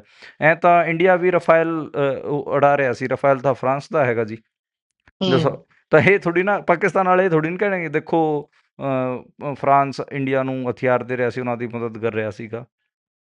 ਤੇ ਇਹ ਵੀ ਫੇਲੀਅਰ ਹੀ ਮੰਨੋਗੇ ਨਾ। ਦੂਜੀ ਤਰਫ ਤੁਸੀਂ ਫੇਲੀਅਰ ਇਹ ਮੰਨੋ ਕਿ ਪ੍ਰਵੀਨ ਸਾਹਨੀ ਵਰਗੇ ਡਿਫੈਂਸ ਐਕਸਪਰਟ 2020 ਤੋਂ ਇਹ ਕਹਿ ਰਹੇ ਹੈਗੇ ਆ ਕਿ ਚਾਈਨਾ ਅਤੇ ਪਾਕਿਸਤਾਨ ਦੋਵੇਂ ਇਕੱਠੇ ਯੁੱਧ ਅਭਿਆਸ ਕਰ ਰਹੇ ਹੈਗੇ ਆ। ਇਹ ਤਾਂ ਇੰਡੀਆ ਦਾ ਫੇਲੀਅਰ ਹੈਗਾ ਕਿ ਦੋਵਾਂ ਦੀ ਉਹਨਾਂ ਦੀ ਨੇੜਤਾ ਵਧਣ ਦਿੱਤੀ। ਮਤਲਬ ਰਾਹੁਲ ਗਾਂਧੀ ਨੇ ਵੀ ਇੱਕ ਵਾਰ ਖੜੇ ਹੋ ਕੇ ਇੰਡੀਅਨ ਪਾਰਲੀਮੈਂਟ 'ਚ ਕਿਹਾ ਸੀਗਾ ਕਿ Indian foreign policy basically fail ਕਰ ਰਹੀ ਹੈ ਕਿਉਂਕਿ ਪਾਕਿਸਤਾਨ ਅਤੇ ਚਾਈਨਾ ਦੋਵੇਂ ਦੋਸਤ ਬਣ ਰਹੇ ਨੇ। ਹੁਣ ਤਾਂ ਤੁਸੀਂ ਬਿਆਨ ਦੇ ਜਾਓ ਕਿ ਅਸੀਂ ਤਿੰਨ ਦੁਸ਼ਮਣਾਂ ਨਾਲ ਲੜ ਰਹੇ ਸੀ, ਇਸ ਕਰਕੇ ਸਾਡੇ ਰਫਾਇਲ ਡੇਗ ਤੇ ਅਗਲਿਆਂ ਨੇ। ਇਹ ਚੀਜ਼ਾਂ ਕਰਦੇ ਰਹੋ, ਇਹਨਾਂ ਨਾਲ ਫਰਕ ਕੀ ਪੈਂਦਾ ਹੈ? ਐਕਸਕਿਊਜ਼ਸ ਨੇ, ਆਪਾਂ ਇਹ ਕਹਿ ਸਕਦੇ ਹਾਂ ਤਕਰੀਬਨ ਸਾਰੇ। ਬਿਲਕੁਲ ਜੀ। ਅੱਗੇ ਜੇਕਰ ਆਪਾਂ ਚੱਲੀਏ ਤਾਂ ਗੱਲ ਮੌਸਮ ਦੀ ਕਰ ਲੈਂਦੇ ਹਾਂ। ਹਿਮਾਚਲ ਦੇ ਵਿੱਚ ਇਹ ਮੌਸਮ ਹੁਣ ਤਕਰੀਬਨ ਕਹਿ ਲਈਏ ਵੀ ਜਾਨਲੇਵਾ ਹੀ ਸਾਬਤ ਹੋ ਰਿਹਾ ਹੈ। 70 ਤੋਂ ਵੱਧ ਕਹਿੰਦੇ ਹੁਣ ਤੱਕ ਮੌਤਾਂ ਹੋ ਚੁੱਕੀਆਂ ਨੇ ਤੇ 700 ਕਰੋੜ ਤੋਂ ਜ਼ਿਆਦਾ ਦਾ ਨੁਕਸਾਨ ਹੋ ਚੁੱਕਿਆ ਹੈ। ਲਗਾਤਾਰ ਲੈਂਡਸਲਾਈਡਾਂ ਵੱਖ-ਵੱਖ ਹੋਰ ਸਟੇਟਾਂ ਦੇ ਵਿੱਚ ਵੀ ਹੋ ਰਹੀਆਂ ਨੇ। ਪਾਇਓ ਚਾਨਣਾ। ਬਿਲਕੁਲ, ਹਿਮਾਚਲ ਪ੍ਰਦੇਸ਼ 'ਚ ਜਿਹੜਾ ਮਾਨਸੂਨ ਹੈ ਉਹ ਲਗਾਤਾਰ ਤਬਾਹੀ ਕਰ ਰਿਹਾ। 20 ਜੂਨ ਨੂੰ ਐਂਟਰੀ ਹੋਈ ਸੀ ਅਤੇ ਹਜੇ ਤੱਕ 72 ਮੌਤਾਂ ਦਾ ਡੇਟਾ ਖੁਦ ਹਿਮਾਚਲ ਪ੍ਰਦੇਸ਼ ਸਰਕਾਰ ਨੇ ਪ੍ਰੋਵਾਈਡ ਕੀਤਾ ਹੈਗਾ ਕਿ 72 ਲੋਕ ਮਰ ਚੁੱਕੇ ਨੇ, ਅਤੇ ਐਸਟੀਮੇਟ ਲਾਇਆ ਗਾ ਕਿ 700 ਕਰੋੜ ਦਾ ਨੁਕਸਾਨ ਹਿਮਾਚਲ ਨੂੰ ਹੋਇਆ ਹੈਗਾ। ਅਤੇ ਉੱਧਰ ਉੱਤਰਾਖੰਡ ਦੇ ਵਿੱਚ ਵੀ ਖਾਸਾ ਨੁਕਸਾਨ ਹੋਇਆ। ਹਿਮਾਚਲ ਹੀ ਨਹੀਂ, ਉੱਤਰਾਖੰਡ ਦੇ ਵਿੱਚ ਵੀ, ਉੱਥੇ ਵੀ ਜਿਹੜੀਆਂ ਅਲਕਨੰਦਾ ਜਾਂ ਫਿਰ ਦੂਜੀਆਂ ਨਦੀਆਂ ਨੇ, ਗੰਗਾ ਜਮਨਾ, ਉਹ ਸਾਰੀਆਂ ਅਫਾਨ 'ਤੇ ਚੱਲ ਰਹੀਆਂ ਹੈਗੀਆਂ। ਅਤੇ ਮੈਨੂੰ ਲੱਗਦਾ ਗਾ ਕਿ ਜਿਹੜਾ ਇਹ ਪੂਰਾ ਹਿਮਾਚਲ ਪ੍ਰਦੇਸ਼ ਹੈਗਾ, ਹਿਮਾਚਲ ਪ੍ਰਦੇਸ਼ 'ਚ ਪਿਛਲੇ 3 ਸਾਲਾਂ ਤੋਂ ਲਗਾਤਾਰ ਨੁਕਸਾਨ ਹੋ ਰਹੇ ਨੇ। ਪਿਛਲੇ ਸਾਲ ਵੀ ਆਪਾਂ ਨੂੰ ਪਤਾ ਹੈ ਕਿ 1,1200 ਕਰੋੜ ਰੁਪਏ ਦਾ ਨੁਕਸਾਨ ਹੋਇਆ ਸੀਗਾ, ਅਤੇ ਹੁਣ ਵੀ ਨੁਕਸਾਨ ਹੋ ਹੀ ਰਿਹਾ ਹੈ। ਅਤੇ ਕਈ ਲੋਕਾਂ ਦੇ ਜਿਹੜੇ ਘਰ ਹੈਗੇ ਹਿਮਾਚਲ 'ਚ, ਉਹ ਇਸ ਹੜ੍ਹ 'ਚ ਵਹਿ ਗਏ ਹੈਗੇ ਆ, ਅਤੇ ਉਹਨਾਂ ਨੂੰ ਪ੍ਰਦੇਸ਼ ਸਰਕਾਰ ਨੇ ਅਨਾਊਂਸ ਕੀਤਾ ਹੈਗਾ ਕਿ ਜਦੋਂ ਤੱਕ ਉਹ ਦੂਜੇ ਮਕਾਨਾਂ 'ਚ ਰਹਿਣਗੇ, ਉਹਨਾਂ ਨੂੰ ਕਿਰਾਇਆ ਦਿੱਤਾ ਜਾਊਗਾ। ਪ੍ਰਤੀ ਮਹੀਨਾ 5,000 ਰੁਪਏ ਕਿਰਾਇਆ ਦਿੱਤਾ ਜਾਊਗਾ, ਤਾਂ ਕਿ ਉਹ ਜਦੋਂ ਤੱਕ ਉਹਨਾਂ ਦੇ ਨੁਕਸਾਨ ਦੀ ਭਰਪਾਈ ਨਾ ਹੋ ਜਾਵੇ, ਉਹ ਆਰਾਮ ਨਾਲ ਰਹਿ ਸਕਣ। ਕੇਂਦਰ ਤੋਂ ਪਿਛਲੇ ਵਾਰ ਵੀ ਇਹਨਾਂ ਨੇ ਕੋਸ਼ਿਸ਼ ਕੀਤੀ ਸੀਗੀ ਕਿ ਇਹਨਾਂ ਦੇ ਸੁੱਖੂ ਨੂੰ ਸੁਖਬੀਰ ਨੇ ਕੋਸ਼ਿਸ਼ ਕੀਤੀ ਸੀ ਹਿਮਾਚਲ ਪ੍ਰਦੇਸ਼ ਦੇ ਮੁੱਖ ਮੰਤਰੀ ਨੇ ਕਿ ਰਾਸ਼ਟਰੀ ਆਪਦਾ ਘੋਸ਼ਿਤ ਕੀਤਾ ਜਾਵੇ ਤਾਂ ਕਿ ਫੰਡ ਕੇਂਦਰ ਸਰਕਾਰ ਦੇਵੇ, ਪਰ ਕੇਂਦਰ ਸਰਕਾਰ ਨੇ ਕੋਈ ਫੰਡ ਹਿਮਾਚਲ ਨੂੰ ਪਿਛਲੇ ਵਾਰ ਵੀ ਨਹੀਂ ਦਿੱਤਾ ਸੀ ਤੇ ਇਸ ਵਾਰ ਵੀ ਸ਼ਾਇਦ ਮੈਨੂੰ ਲੱਗਦਾ ਵਾ ਕਿ ਨਹੀਂ ਦੇਣਗੇ। ਹਿਮਾਚਲ ਪ੍ਰਦੇਸ਼ ਜਿਹੜੀ ਆਪਾਂ ਕਹਿ ਲਈਏ ਕਿ ਨੈਚੁਰਲ ਡਿਜ਼ਾਸਟਰਸ ਹੈਗੇ ਆ, ਉਹਨਾਂ ਕਰਕੇ ਖਾਸੇ ਪਿੱਛੇ ਜਾ ਰਿਹਾ ਗਾ। ਮੈਂ ਅੱਜ ਹੁਸ਼ਿਆਰਪੁਰ ਦੇ ਲਵੇ ਜਿਹੜਾ ਊਨਾ ਡਿਸਟ੍ਰਿਕਟ ਪੈਂਦਾ ਹੈ, ਉਹ ਉਸ ਇਲਾਕੇ 'ਚ ਫਿਰ ਰਿਹਾ ਸੀਗਾ ਤੇ ਉੱਥੇ ਮੈਂ ਪੁੱਛ ਰਿਹਾ ਸੀ ਲੋਕਾਂ ਤੋਂ ਕਿਵੇਂ ਲੋਕ ਦੇਖਦੇ ਨੇ ਇਹ ਸਾਰਾ ਮਾਨਸੂਨ ਦਾ। ਤੇ ਉੱਥੇ ਬਹੁਤ ਸਾਰੇ ਚੋਅ ਜਿਹੜੇ ਹੈਗੇ ਆ ਉਹ ਲਗਾਤਾਰ ਉਹਨਾਂ 'ਚ ਪਾਣੀ ਆ ਰਿਹਾ, ਚੋਆਂ ਤੋਂ ਖੱਡ ਤੋਂ ਫਿਰ ਜਿਹੜੇ ਦਰਿਆ ਜਿਵੇਂ ਸਵਾਂ ਦਰਿਆ ਹੋ ਗਿਆ ਜਾਂ ਫਿਰ ਹੋਰ ਜਿਹੜੇ ਪੰਜਾਬ ਵੱਲ ਦਰਿਆ ਵੱਧਦੇ ਨੇ, ਤਾਂ ਉਹ ਕਹਿ ਰਹੇ ਸੀਗੇ ਕਿ ਹੁਣ ਹਿਮਾਚਲ 'ਚ ਬਹੁਤ ਜ਼ਿਆਦਾ ਤਬਾਹੀ ਹੋ ਰਹੀ ਹੈ। ਜੇ ਮੀਂਹ ਥੋੜ੍ਹਾ ਹੋਰ ਪੈ ਗਿਆ ਤਾਂ ਜੁਲਾਈ 'ਚ ਤੇ ਫਿਰ ਪੰਜਾਬ 'ਚ ਵੀ ਹੜ੍ਹ ਆਉਣਗੇ। ਯਾਨੀ ਕਿ ਮਤਲਬ ਇਹ ਮੰਨ ਕੇ ਚਲੋ ਕਿ ਜਿਵੇਂ 2023 ਵਾਲਾ ਯਾਦ ਕਰੀਏ, ਜੀ ਜਿੰਨਾ ਜੀ। ਨੁਕਸਾਨ ਹਿਮਾਚਲ 'ਚ ਹੋਇਆ ਸੀ ਓਨਾ ਹੀ ਨੁਕਸਾਨ ਹਰਿਆਣੇ 'ਚ ਵੀ ਹੋਇਆ ਸੀ, ਓਨਾ ਹੀ ਨੁਕਸਾਨ ਪੰਜਾਬ 'ਚ ਹੋਇਆ ਸੀ। ਪੰਜਾਬ 'ਚ ਥੋੜ੍ਹਾ ਵੱਧ ਹੋਇਆ ਸੀ, ਹਰਿਆਣੇ 'ਚ ਥੋੜ੍ਹਾ ਘੱਟ ਹੋਇਆ ਸੀਗਾ। ਹਰਿਆਣੇ 'ਚ ਘੱਗਰ ਦੀ ਘੱਗਰ ਅਤੇ ਜਮਨਾ ਕਰਕੇ ਹੜ੍ਹ ਆਏ ਸੀਗੇ। ਪੰਜਾਬ 'ਚ ਘੱਗਰ ਦੀ ਪਾਣੀ ਦੀ ਵੀ ਮਾਰ ਸੀ, ਸਤਲੁਜ ਦੇ ਪਾਣੀ ਦੀ ਵੀ ਮਾਰ ਸੀ, ਬਿਆਸ ਦੇ ਪਾਣੀ ਦੀ ਵੀ ਮਾਰ ਸੀ ਤੇ ਰਾਵੀ ਦਾ ਪਾਣੀ ਵੀ ਕਈ ਥਾਵਾਂ 'ਤੇ ਉਹ ਹੈਗਾ ਸੀ। ਮਤਲਬ ਪੰਜਾਬ 'ਚ ਵੱਧ ਨੁਕਸਾਨ ਹੋਇਆ ਸੀ। ਤੇ ਮੈਨੂੰ ਲੱਗਦਾ ਵਾ ਕਿ ਆਪਾਂ ਪਿਛਲੇ ਕੁਛ ਸਾਲਾਂ ਤੋਂ ਲਗਾਤਾਰ ਦੇਖ ਰਹੇ ਹਾਂ ਫਲੈਸ਼ ਫਲੱਡ ਦੀਆਂ ਘਟਨਾਵਾਂ ਜਾਂ ਹੜ੍ਹ ਕਰਕੇ ਜਾਂ ਮੀਂਹ ਕਰਕੇ। ਪਹਿਲੇ ਨੰਬਰ 'ਤੇ ਹਿਮਾਚਲ ਦਾ ਵੱਧ ਨੁਕਸਾਨ ਹੋ ਰਿਹਾ, ਦੂਜੇ ਨੰਬਰ 'ਤੇ ਪੰਜਾਬ ਦਾ ਨੁਕਸਾਨ ਹੋ ਰਿਹਾ, ਤੀਜਾ ਨੰਬਰ 'ਤੇ ਹਰਿਆਣੇ ਦਾ ਨੁਕਸਾਨ ਹੋ ਰਿਹਾ। ਲੇਕਿਨ ਕੇਂਦਰ ਵੱਲੋਂ ਕਦੇ ਵੀ ਇਹਨਾਂ ਤਿੰਨਾਂ ਸੂਬਿਆਂ ਨੂੰ ਕੋਈ ਰਾਸ਼ੀ ਜਾਰੀ ਨਹੀਂ ਕੀਤੀ ਜਾ ਰਹੀ। ਮੈਨੂੰ ਲੱਗਦਾ ਵਾ ਕਿ ਜੀ ਤਿੰਨੇ ਸੂਬਿਆਂ ਦੇ ਮੁੱਖ ਮੰਤਰੀਆਂ ਨੂੰ ਮਿਲ ਕੇ ਇਹਦੇ 'ਤੇ ਸਰ ਜੋੜਨੇ ਚਾਹੀਦੇ ਕਿ ਯਾਰ ਇੰਨਾ ਨੁਕਸਾਨ ਹੋ ਰਿਹਾ ਗਾ। ਪਾਣੀ ਤਾਂ ਪੂਰਾ ਮੁਲਕ ਪੀ ਰਿਹਾ ਇਹਨਾਂ ਦੇ ਦਰਿਆਵਾਂ ਦਾ, ਇਹਨਾਂ ਦੇ ਫਲੱਡ ਪਲੇਨਸ ਦਾ। ਹਾਂ, ਨੁਕਸਾਨ ਜੀ ਜੀ। ਇਕੱਲਾ ਇਹ ਤਿੰਨੇ ਸੂਬੇ ਹੀ ਉਠਾਈ ਜਾ ਰਹੇ ਨੇ। ਇਹ ਵੀ ਤਾਂ ਮਾੜਾ ਮੈਨੂੰ ਲੱਗਦਾ। ਜੀ ਮਾੜਾ ਤਾਂ ਹੈ। ਸੋ ਉਹ ਇਸੇ ਦੇ ਨਾਲ ਬੱਦਲ ਬੇਸ਼ੱਕ ਫਟੇ ਨੇ ਹਿਮਾਚਲ ਦੇ ਵਿੱਚ, ਪਰ ਮੰਡੀ ਤੋਂ ਜਿਹੜੇ ਸਾਂਸਦ ਨੇ ਕੰਗਣਾ ਰਣੌਤ ਹੋਣੀ, ਕਹਿੰਦੇ ਉਹਨਾਂ ਨੇ ਤਾਂ ਲੋਕਾਂ ਨੂੰ ਪੁੱਛਿਆ ਤੱਕ ਨਹੀਂ, ਨਾ ਤਾਂ ਉਹ ਬੌੜੇ ਨੇ ਉੱਥੇ। ਬਿਲਕੁਲ, ਅਤੇ ਇਹ ਇੰਟਰਨਲ ਪੋਲਿਟਿਕਸ ਵੀ ਤੇਜ਼ ਹੋ ਚੁੱਕੀ ਹੈ ਭਾਜਪਾ ਦੀ, ਬੀਜੇਪੀ 'ਚ। ਬੇਸਿਕਲੀ ਕੀ ਹੈ ਕਿ ਸਭ ਤੋਂ ਵੱਧ ਨੁਕਸਾਨ ਮੰਡੀ 'ਚ ਹੋਇਆ ਹੈ, ਉੱਥੇ ਜੀ ਬੱਦਲ ਫੱਟੇ ਨੇ ਤੇ MP ਕੰਗਣਾ ਰਣੌਤ ਹੀ ਹੈ ਉੱਥੇ ਤੇ ਜੀ ਮੰਡੀ ਦੀ। ਤੇ ਜਿਹੜਾ ਸਾਬਕਾ ਮੁੱਖ ਮੰਤਰੀ ਹੈ, ਯਾਨੀ ਕਿ ਬੀਜੇਪੀ ਦਾ ਵੱਡਾ ਆਗੂ ਹੈ ਜਿਹੜਾ ਜੈਰਾਮ ਠਾਕਰ, ਜੀ ਉਹਨੇ ਕੰਗਣਾ ਰਣੌਤ ਤੇ ਕਿਹਾ ਹੈ ਕਿ ਇਹ ਜਾ ਕਿਉਂ ਨਹੀਂ ਰਹੀ ਉੱਥੇ। ਯਾਨੀ ਕਿ ਬੀਜੇਪੀ ਦਾ ਸਭ ਤੋਂ ਜਿਹੜਾ ਵੱਡਾ ਆਗੂ ਹੈ ਹਿਮਾਚਲ ਪ੍ਰਦੇਸ਼ ਦਾ, ਉਹ ਕੰਗਨਾ ਰਣੌਤ ਨੂੰ ਕਹਿ ਰਿਹਾ ਹੈ ਤੂੰ ਉੱਧਰ ਬੰਬੇ ਫਿਰਦੀ ਹੈ, ਇੱਥੇ ਤੇਰੀ ਲੋਕ ਸਭਾ ਦੇ ਵਿੱਚ ਇੰਨਾ ਨੁਕਸਾਨ ਹੋ ਰਿਹਾ ਹੈਗਾ। ਜੀ ਤੇ ਬਹੁਤ ਚਿੰਤਾਜਨਕ ਦੱਸਿਆ ਉਹਨੇ ਕਿ ਮੰਡੀ ਦੇ ਹਾਲਾਤ ਤਾਂ ਬਹੁਤ ਜ਼ਿਆਦਾ ਚਿੰਤਾਜਨਕ ਨੇ। ਉੱਥੇ ਹਜੇ ਤੱਕ 24 ਲੋਕਾਂ ਦੀ ਡੈਥ ਹੋ ਚੁੱਕੀ ਹੈ, ਹਜੇ ਵੀ 35 ਲੋਕ ਲਾਪਤਾ ਨੇ ਮੰਡੀ 'ਚ। ਯਾਨੀ ਕਿ ਲਾਪਤਾ ਦਾ ਮਤਲਬ ਤੁਸੀਂ ਸਮਝ ਸਕਦੇ ਹੋ, ਉਹਨਾਂ ਦੀ ਡੈੱਡ ਬੋਡੀਜ਼ ਹੀ ਰਿਕਵਰ ਹੋਣਗੀਆਂ ਅੱਗੇ, ਆਪਾਂ ਨੂੰ ਪਤਾ ਹੈ। ਹਮ ਜੀ ਜੀ ਜੀ। ਤੇ ਮਤਲਬ ਕੰਗਨਾ ਕਹਿ ਰਹੀ ਹੈ ਕਿ ਨਹੀਂ ਨਹੀਂ, ਇਹ ਸਹੀ ਟਾਈਮ ਨਹੀਂ ਹੈ ਹਿਮਾਚਲ 'ਚ ਟਰੈਵਲ ਕਰਨ ਦਾ। ਮੈਂ ਬਾਅਦ 'ਚ ਦੌਰਾ ਕਰਾਂਗੀ, ਬਾਅਦ 'ਚ ਸਵਾ ਦੌਰਾ ਕਰੋਗੇ ਤੁਸੀਂ। ਜੀ ਤੇ ਆਪਣੇ ਉਸ ਤੋਂ ਬਾਅਦ ਅੱਛਾ ਇਹ ਵੀ ਨਹੀਂ ਕਿ ਉਹ ਇਸ ਨੂੰ ਉਹ ਟਵੀਟ ਕੀਤਾ ਬਾਅਦ 'ਚ ਡਿਲੀਟ ਕਰ ਗਿਆ। ਜੀ। ਹਾਂ, ਡਿਲੀਟ ਸੋ ਕਰਕੇ ਭੱਜ ਗਈ। ਇਹੀ ਤਾਂ ਗੱਲ ਹੈ ਨਾ, ਜਦੋਂ ਅੱਗੇ ਵੀ ਕਈ ਵਾਰੀ ਗੱਲ ਕੀਤੀ ਜਾਂਦੀ ਹੈ, ਜਦੋਂ ਕੋਈ ਖਾਸ ਤੌਰ ਤੇ ਕਲਾ ਦੇ ਨਾਲ ਜੁੜਿਆ ਹੋਇਆ ਵਿਅਕਤੀ ਸਿਆਸਤ ਚ ਆਉਂਦਾ ਹੈ, ਤਾਂ ਬਹੁਤ ਸਾਰੀਆਂ ਗੱਲਾਂ ਕੀਤੀਆਂ ਜਾਂਦੀਆਂ ਨੇ ਕਿ ਇਹ ਇੱਕ ਚਿਹਰਾ ਹੈ, ਇਸ ਨੂੰ ਚਿਹਰੇ ਦੇ ਰੂਪ ਚ ਲਿਆਂਦਾ ਗਿਆ, ਇਸ ਤੋਂ ਪੋਲਿਟਿਕਸ ਚੰਗੀ ਦੀ ਆਸ ਤੁਸੀਂ ਨਾ ਹੀ ਕਰੋ ਤਾਂ ਜ਼ਿਆਦਾ ਵਧੀਆ। ਸੋ ਉਹੀ ਹੁਣ ਲੋਕਾਂ ਨੂੰ ਦਿਖ ਵੀ ਰਿਹਾ ਸਾਹਮਣੇ। ਐ ਨਹੀਂ ਵੀ ਹਰੇਕ ਆਰਟਿਸਟ ਜਿਹੜਾ ਇਸ ਪਾਸੇ ਨੂੰ ਜਾਂਦਾ ਹੈ ਉਹ ਬੁਰਾ ਹੀ ਕਰਦਾ ਹੈ, ਪਰ ਘੱਟੋ ਘੱਟ ਤੁਸੀਂ ਉਹਨਾਂ ਲੋਕਾਂ ਦੀ ਸਾਰਤਾ ਲੈਣੀ ਹੈ ਜਿਹੜੇ ਤੁਹਾਡੇ ਤੇ ਡਿਪੈਂਡ ਨੇ। ਪਰ ਅੱਗੇ ਜੇਕਰ ਆਪਾਂ ਚੱਲੀਏ ਤਾਂ ਉਧਰ ਮਥੁਰਾ ਦੀ ਸ਼ਾਹੀ ਈਦਗਾਹ ਮਸਜਿਦ ਵਿਵਾਦਤ ਢਾਂਚਾ ਨਹੀਂ ਹੈ, ਇਹ ਇਲਾਹਾਬਾਦ ਹਾਈ ਕੋਰਟ ਨੇ ਕਿਹਾ ਤੇ ਉਹਨਾਂ ਨੇ ਹਿੰਦੂ ਪੱਖ ਦੀ ਜਿਹੜੀ ਯਾਚਿਕਾ ਸੀ ਉਸ ਨੂੰ ਖਾਰਿਜ ਕਰ ਦਿੱਤਾ। ਇਹ ਸਾਰਾ ਮਾਮਲਾ ਕੀ ਸੀ ਜੀ? ਹਿੰਦੂ ਪੱਖ ਕਿਹੜੀ ਗੱਲ ਲੈ ਕੇ ਉੱਥੇ ਗਿਆ ਸੀ? ਬੇਸਿਕਲੀ ਤਾਂ ਇਹਨਾਂ ਨੇ ਇਹ ਕੀ ਰੱਖਿਆ ਗੁਰਪ੍ਰੀਤ, ਉੱਤਰ ਪ੍ਰਦੇਸ਼, ਰਾਜਸਥਾਨ, ਮੱਧ ਪ੍ਰਦੇਸ਼ 'ਚ ਹਿੰਦੂ ਸੰਗਠਨਾਂ ਵਾਲਿਆਂ ਨੇ ਕਿ ਇਹ ਹਰ ਮਸਜਿਦ ਦੇ ਉਲਟ ਪਟੀਸ਼ਨ ਅਦਾਲਤਾਂ 'ਚ ਲੈ ਕੇ ਪਹੁੰਚ ਜਾਂਦੇ ਨੇ ਤੇ ਇਹ ਕਹਿ ਦਿੰਦੇ ਨੇ ਕਿ ਦੇਖੋ ਇਹ ਜਿਹੜੀ ਮਸਜਿਦ ਹੈਗੀ ਆ ਇਹ ਸਾਡੇ ਹਿੰਦੂ ਮੰਦਰ ਤੋੜ ਕੇ ਬਣਾਈ ਗਈ ਹੈ, ਇਸ ਕਰਕੇ ਵਿਵਾਦਿਤ ਢਾਂਚਾ ਹੈਗਾ ਤੇ ਸਾਨੂੰ ਇੱਥੇ ਇਸ ਮਸਜਿਦ 'ਚ ਆਰਤੀ ਕਰਨ ਦੀ ਇਜਾਜ਼ਤ ਦਿੱਤੀ ਜਾਵੇ, ਪੂਜਾ ਕਰਨ ਦੀ ਇਜਾਜ਼ਤ ਦਿੱਤੀ ਜਾਵੇ, ਕਿਉਂਕਿ ਇੱਥੇ ਸਾਡੇ ਪੁਰਾਣੇ ਮੰਦਰ ਸੀ। ਤੇ ਇਹ ਲਗਾਤਾਰ ਆਪਾਂ ਦੇਖ ਹੀ ਰਹੇ ਹਾਂ, ਇਹਦੇ ਬਾਰੇ ਆਪਾਂ ਲਗਾਤਾਰ ਆਪਣੇ ਪੁਰਾਣੇ ਬੁਲੇਟਿਨਾਂ 'ਚ ਵੀ ਗੱਲ ਕਰਦੇ ਰਹੇ ਹਾਂ ਕਿ ਇਹ ਇਹਨਾਂ ਦੀ ਰਣਨੀਤੀ ਹੈ ਕਿ ਜਿਹੜੇ ਘੱਟ ਗਿਣਤੀਆਂ ਦੇ ਧਾਰਮਿਕ ਪਲੇਸ ਹੈ, ਧਾਰਮਿਕ ਸਥਾਨ ਹੈਗੇ ਆ, ਉਹਨਾਂ ਹੂੰ, 'ਤੇ ਵੀ ਇਹ ਆਪਣਾ ਕਬਜ਼ਾ ਦਿਖਾਉਣਾ ਚਾਹੁੰਦੇ ਨੇ ਅਤੇ ਉੱਥੇ ਉਹਨਾਂ ਤੋਂ ਵੀ ਮਤਲਬ ਆਪਾਂ ਕਹਿ ਲਈਏ ਕਿ ਪਾਸੇ ਕਰਨਾ ਚਾਹੁੰਦੇ ਨੇ, ਮੁਨਕਰ ਕਰਨਾ ਚਾਹੁੰਦੇ ਨੇ ਉਹਨਾਂ ਦੇ ਜਿਹੜਾ ਰਾਈਟ ਟੂ ਪ੍ਰੈਕਟਿਸ ਰਿਲੀਜਨ ਹੈ ਉਹ ਤੋਂ ਵੀ ਜੀ, ਕਿਤੇ ਨਾ ਕਿਤੇ ਜਿਹੜੀ ਮਾਈਨੋਰਟੀਜ਼ ਹੈਗੀ ਇੰਡੀਆ ਦੀ ਉਹਨਾਂ ਤੋਂ ਵੀ ਉਹਨਾਂ ਨੂੰ ਵਿਹਲਾ ਕਰਨਾ ਚਾਹੁੰਦੇ ਨੇ। ਤੁਸੀਂ ਸਿੱਧਾ ਮਤਲਬ ਇਹ ਮੰਨ ਕੇ ਚੱਲੋ। ਹਾਲਾਂਕਿ ਹਾਈ ਕੋਰਟ ਨੇ ਮਾੜਾ ਮੋਟਾ ਸਟੈਂਡ ਲੈਣ ਦੀ ਕੋਸ਼ਿਸ਼ ਕੀਤੀ ਹੈ, ਪਰ ਇਸੇ ਹਾਈ ਕੋਰਟ ਨੇ ਜਦੋਂ ਵਾਰਾਣਸੀ ਦਾ ਮਾਮਲਾ ਚੱਲਿਆ ਸੀਗਾ, ਬਨਾਰਸ ਦਾ ਗਿਆਨ ਵਿਆਪੀ ਮਸਜਿਦ ਵਾਲਾ, ਉੱਥੇ ਸਟੈਂਡ ਨਹੀਂ ਲਿਆ ਸੀ। ਉੱਥੇ ਅੱਜ ਕੱਲ੍ਹ ਤਹਿਖਾਨੇ 'ਚ ਪੂਜਾ ਹੋ ਰਹੀ ਹੈ ਅਤੇ ਮੈਨੂੰ ਹੂੰ, ਲੱਗਦਾ ਗਾ ਕਿ ਕੋਈ ਨਾ ਕੋਈ ਅਦਾਲਤ ਉੱਥੇ ਕਹਿ ਦੂਗੀ ਮਥੁਰਾ ਵਾਲੇ ਮਾਮਲੇ 'ਚ ਕਿ ਹਾਂ ਇੱਥੇ ਤਾਂ ਕ੍ਰਿਸ਼ਨ ਦੇ ਮੰਦਰ ਹੁੰਦੇ ਸੀ। ਜਿਵੇਂ ਇਹ ਬੜਾ ਚਲਾਇਆ ਨਾ ਇਹਨਾਂ ਨੇ ਕਿ ਰਾਮ ਮੰਦਰ ਅਯੋਧਿਆ 'ਚ ਨਹੀਂ ਬਣੂਗਾ ਅਤੇ ਕਿੱਥੇ ਬਣੂਗਾ, ਅਤੇ ਸਾਡੇ ਵਰਗੇ ਲੋਕ ਕਹਿ ਦਿੰਦੇ ਸੀਗੇ ਕਿ ਅਯੋਧਿਆ 'ਚ ਤਾਂ ਬਥੇਰੀ ਥਾਂ ਹੈਗੀ ਆ, ਬਣਾ ਲਓ ਤੁਸੀਂ, ਬਾਬਰੀ ਜੀ, ਮਸਜਿਦ ਹੀ ਬਣਾਉਣੀ ਹੈ, ਇਹ ਕੀ ਗੱਲ ਹੋਈ। ਅਤੇ ਕਹਿੰਦੇ ਸੀ ਨਹੀਂ ਨਹੀਂ, ਰਾਮ ਦਾ ਮੰਦਰ ਢਾਹ ਕੇ ਬਾਬਰ ਨੇ ਬਾਬਰੀ ਮਸਜਿਦ ਬਣਾਈ ਸੀ, ਇਸ ਕਰਕੇ ਅਸੀਂ ਬਾਬਰੀ ਮਸਜਿਦ ਨੂੰ ਢਾਹ ਕੇ ਰਾਮ ਦਾ ਮੰਦਰ ਬਣਾਵਾਂਗੇ। ਇਹ ਹੂੰ, ਉੱਧਰ ਚੱਲ ਪੈਂਦੇ ਸੀਗੇ। ਅਤੇ ਮੈਨੂੰ ਲੱਗਦਾ ਗਾ ਕਿ ਸੇਮ ਇੱਧਰ ਹੈ ਮਾਮਲਾ ਇਹਨਾਂ ਦਾ, ਕਿ ਇਹ ਹੁਣ ਕਹਿੰਦੇ ਕਿ ਕ੍ਰਿਸ਼ਨ ਦਾ ਮੰਦਰ ਮਥੁਰਾ 'ਚ ਨਹੀਂ ਬਣੂਗਾ ਤਾਂ ਕਿੱਥੇ ਬਣੂਗਾ, ਜਦ ਕਿ ਆਲਰੇਡੀ ਮਥੁਰਾ ਦੇ ਵਿੱਚ ਕ੍ਰਿਸ਼ਨ ਦੇ ਮੰਦਰ ਬਣੇ ਹੋਏ ਨੇ ਖੂਬ ਸਾਰੇ। ਮਤਲਬ ਜੀ, 84 ਆਪਾਂ ਨੂੰ ਪਤਾ ਹੈ ਕਿ 84 ਧਾਮ ਨੇ, 84 ਕੋਸ ਦੀ ਬ੍ਰਜ ਯਾਤਰਾ ਵੀ ਹੁੰਦੀ ਹੈ, 3000 ਦੇ ਜੀ, ਨੇੜੇ ਤੇੜੇ ਮੰਦਰ ਨੇ ਉੱਥੇ ਮਥੁਰਾ ਦੇ ਆਲੇ ਦੁਆਲੇ, ਵਰਿੰਦਾਵਨ ਔਰ ਇਹ ਜਿੰਨੇ ਵੀ ਧਾਮ ਨੇ ਉੱਥੇ। ਫਿਰ ਵੀ ਜੀ, ਇਹਨਾਂ ਨੂੰ ਇੱਕ ਮਸਜਿਦ ਉੱਥੇ ਬਣੀ ਹੋਈ ਹੈ ਜਿਹੜੀ ਸ਼ਾਹੀ ਈਦਗਾਹ ਹੈਗੀ ਆ। ਹੁਣ ਸ਼ਾਹੀ ਈਦਗਾਹ ਨੂੰ ਹੀ ਕਹਿ ਰਹੇ ਨੇ ਕਿ ਇਹਨੂੰ ਵੀ ਢਾਓ, ਇੱਥੇ ਮੰਦਰ ਬਣਾਵਾਂਗੇ ਅਸੀਂ। ਜੀ, ਅਤੇ ਤੁਸੀਂ ਦੇਖੋ ਕਿ ਕਿੰਨਾ ਮਾੜਾ ਹੈ, ਯਾਨੀ ਕਿ ਘੱਟ ਗਿਣਤੀ ਨੂੰ ਤੁਸੀਂ ਇੰਨਾ ਆਈਸੋਲੇਟ ਕਰ ਰਹੇ ਹੋ ਕਿ ਉਹਨਾਂ ਦੇ ਜਿਹੜੇ ਰਾਈਟ ਟੂ ਪ੍ਰੈਕਟਿਸ ਰਿਲੀਜਨ ਹੈ ਉਹਨੂੰ ਵੀ ਨਹੀਂ ਪੂਰਾ ਹੋਣ ਦੇ ਰਹੇ। ਜੀ। ਜੀ ਇਹ ਤਾਂ ਸ਼ੁਰੂ ਤੋਂ ਹੀ ਇਹ ਪਿਰਤ ਚੱਲੀ ਹੋਈ ਹੈ, ਲਗਾਤਾਰ ਇਹ ਹਮਲੇ ਤਾਂ ਹੋ ਹੀ ਰਹੇ ਨੇ।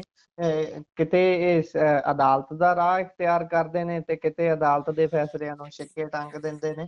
ਪਰ ਅੱਗੇ ਬਿਲਕੁਲ। ਜੇਕਰ ਆਪਾਂ ਚੱਲੀਏ ਤਾਂ ਉਧਰ ਆਸਾਰਾਮ ਉਹਨਾਂ ਦੀ ਜ਼ਮਾਨਤ 1 ਮਹੀਨੇ ਦੇ ਲਈ ਹੋਰ ਵਧਾ ਦਿੱਤੀ ਗਈ ਹੈ। ਇਹ ਐਕਸਟੈਂਸ਼ਨਸ ਕਿਉਂ ਮਿਲ ਰਹੀ ਹੈ ਜੀ ਇਸ ਤਰੀਕੇ ਦੇ ਨਾਲ ਇਹਨਾਂ ਨੂੰ? ਕਿਉਂਕਿ ਮੈਡੀਕਲ ਗਰਾਊਂਡ ਤੇ ਇਹਨਾਂ ਨੂੰ ਬੇਲ ਮਿਲੀ ਸੀ, ਉਹ ਮੈਡੀਕਲ ਸਮੱਸਿਆ ਠੀਕ ਨਹੀਂ ਹੋਈ ਇਹਨਾਂ ਦੀ।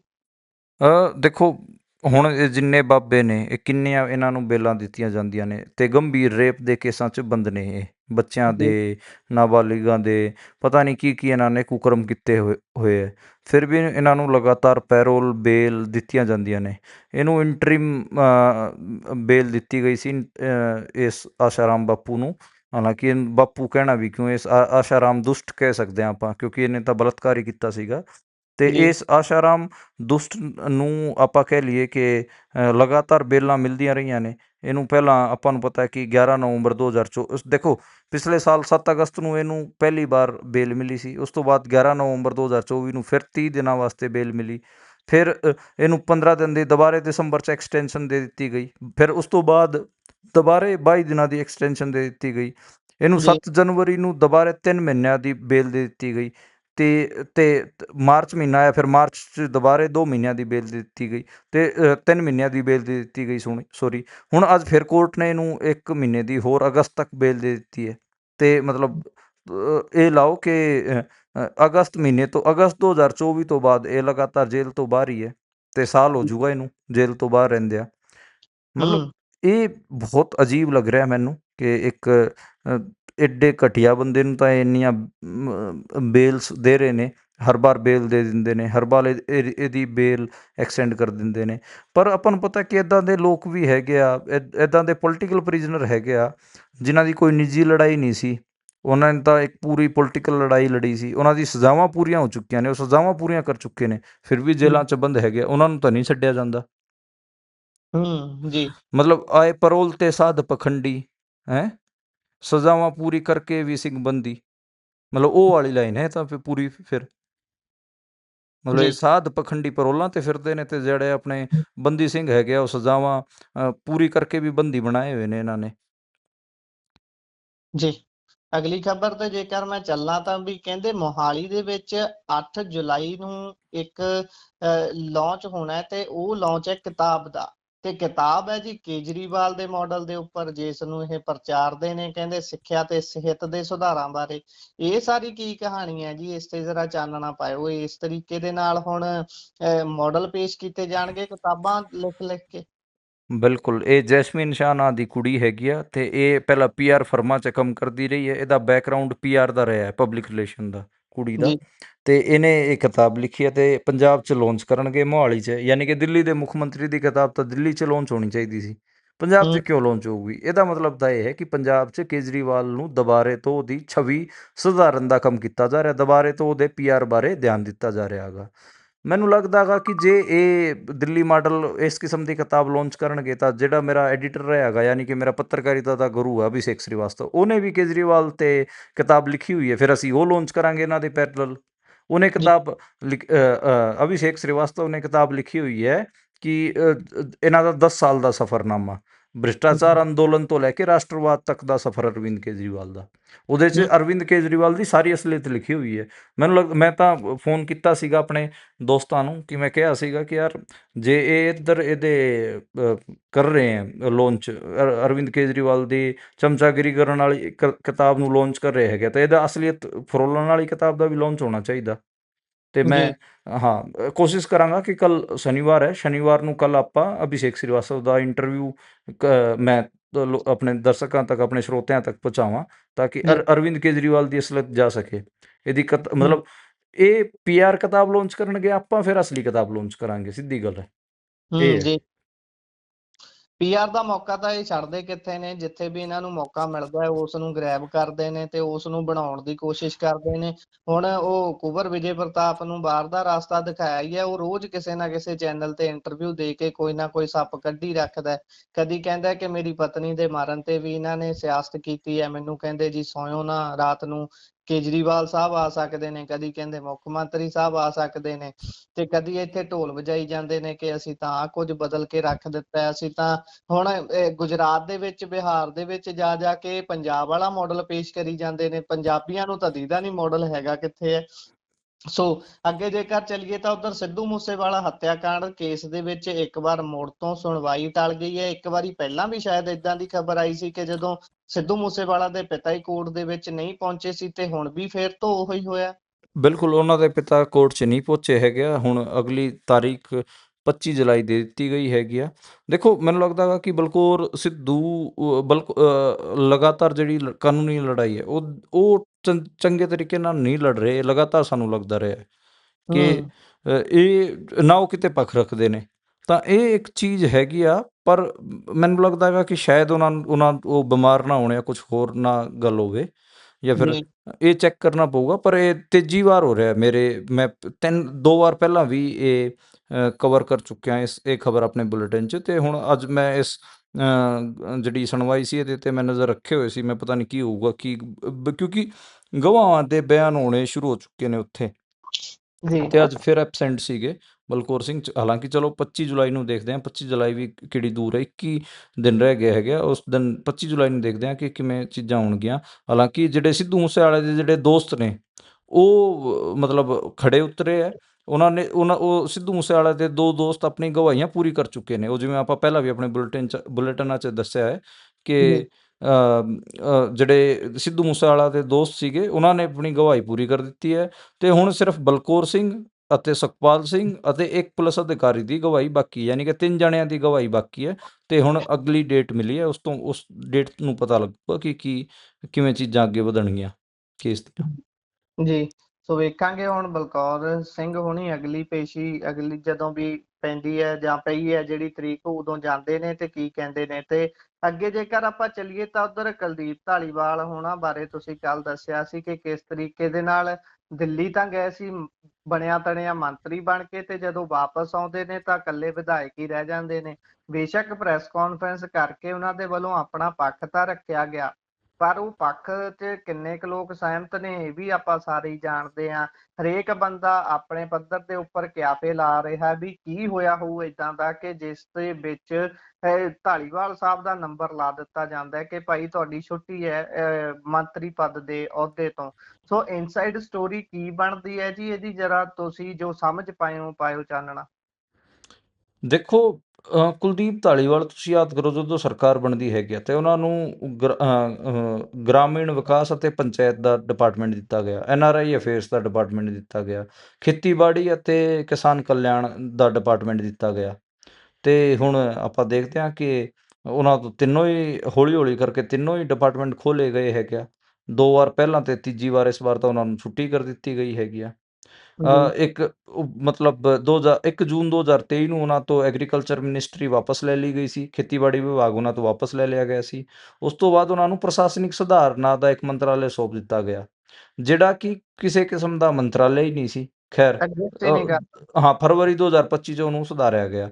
ਬਾਅਦ ਚ ਉਹਨਾਂ ਜੀ ਨੂੰ NRI ਮੰਤਰੀ ਬਣਾਇਆ ਗਿਆ ਤੇ NRI ਮੰਤਰੀ ਵੀ ਹਟਾ ਦਿੱਤਾ ਗਿਆ। ਮੈਨੂੰ ਲੱਗਦਾ ਗਾ ਕਿ ਜਿਹੜਾ ਕੁਲਦੀਪ ਧਾਲੀਵਾਲ ਸੀਗਾ, ਉਹਨੇ ਇੱਕ ਜਿਹੜੀ 11,000 ਏਕੜ ਛਡਾਉਣ ਵਾਸਤੇ ਜਿਹੜੀ ਅਮੀਰਾਂ ਨੇ ਦੱਬੀ ਹੋਈ ਸੀ, ਉਹਨੂੰ ਛਡਾਉਣ ਵਾਸਤੇ ਜਿਹੜੀ ਲੜਾਈ ਛੇੜੀ, ਉਸ ਕਰਕੇ ਉਹਦਾ ਕਿਤੇ ਨਾ ਕਿਤੇ ਇਹ ਮਾਮਲਾ ਹੋਇਆ ਗਾ ਤੇ ਉਹਨੂੰ ਪਿੱਛੇ ਹਟਾਇਆ ਗਿਆ ਹੈਗਾ। ਕੁਲਦੀਪ ਧਾਲੀਵਾਲ ਦੇਖੋ ਮਾੜੀ ਮੋਟੀ ਕੋਸ਼ਿਸ਼ ਤਾਂ ਕਰਦਾ ਸੀਗਾ, ਪਰ ਉਹੀ ਹੈ ਕਿ ਉਹਨਾਂ ਨੂੰ ਯੈਸ ਮੈਨ ਚਾਹੀਦਾ ਹੁੰਦਾ ਹੈ। ਸ਼ਾਇਦ ਜਿਹੜਾ 11,000 ਏਕੜ 11,000 ਏਕੜ ਜਿਹੜੀ ਜ਼ਮੀਨ ਹੈ ਉਹਨੂੰ ਛਡਾਉਣ ਦੀ ਜਿਹੜੀ ਕੁਲਦੀਪ ਧਾਲੀਵਾਲ ਨੇ ਕੋਸ਼ਿਸ਼ ਕੀਤੀ, ਉਸ ਤੋਂ ਬਾਅਦ ਹੀ ਕੁਲਦੀਪ ਧਾਲੀਵਾਲ ਦਾ ਜਾਣਾ ਤੈਅ ਹੋ ਚੁੱਕਿਆ ਸੀਗਾ। ਤੇ ਹੁਣ ਜੇ ਕੇਜਰੀਵਾਲ ਵਾਸਤੇ ਜਿਹਦੀ ਰਾਜ ਸਭਾ ਛਡਾਈ ਗਈ ਹੈਗੀ ਆ, ਉਹਨੂੰ ਵੀ ਤਾਂ ਮੰਤਰੀ ਬਣਾਉਣਾ ਸੀ ਸੰਜੀਵ ਅਰੋੜਾ। ਮੈਨੂੰ ਲੱਗਦਾ ਵਾ ਕਿ ਸੰਜੀਵ ਅਰੋੜੇ ਨੂੰ ਇਹ ਤੋਂ ਅੱਗੇ ਰੱਖਣ ਵਾਸਤੇ ਹੀ ਇਹ ਸਾਰਾ ਕੁਝ ਕੀਤਾ ਗਿਆ ਹੈ। ਜੀ ਸੋ ਉਧਰ ਕਾਂਗਰਸ ਦੇ ਹਾਲ ਤੇ ਵੀ ਜੇਕਰ ਆਪਾਂ ਚਾਨਣਾ ਪਾ ਦਈਏ ਤੇ MP ਜਿਹੜੇ ਨੇ ਸੁਖਜਿੰਦਰ ਰੰਧਾਵਾ ਹੁਣੀ, ਉਹ ਕਹਿੰਦੇ ਵੀ ਭਾਈ ਪਹਿਲਾਂ ਕਾਂਗਰਸ ਨੂੰ ਜਿਤਾਓ। ਇਹ ਜਿਹੜੀ CM ਮੁੱਖ ਮੰਤਰੀ ਬਣਨ ਦੀ ਕਾਹਲੀ ਹੈ, ਇਹ ਪਾਰਟੀ ਨੂੰ ਵੀ ਨਾਲ ਹੀ ਲੈ ਡੁੱਬੂਗੀ। ਤੇ ਲੁਧਿਆਣਾ 'ਚ ਜਿਹੜੀ ਇਹਨਾਂ ਦੀ ਹਾਰ ਹੋਈ ਹੈ, ਉਸ ਤੋਂ ਬਾਅਦ ਲਗਾਤਾਰ ਗੜਬੜ ਹੀ ਚੱਲ ਰਹੀ ਹੈ ਕਾਂਗਰਸ ਦੇ ਅੰਦਰ। ਇਹ ਦੇਖੋ, ਤੁਸੀਂ ਦੇਖ ਹੀ ਰਹੇ ਹੋ ਕਿ ਕਿੰਨੇ ਧੜੇਬੰਦੀ ਹੋ ਚੁੱਕੀ ਹੈ ਕਾਂਗਰਸ 'ਚ।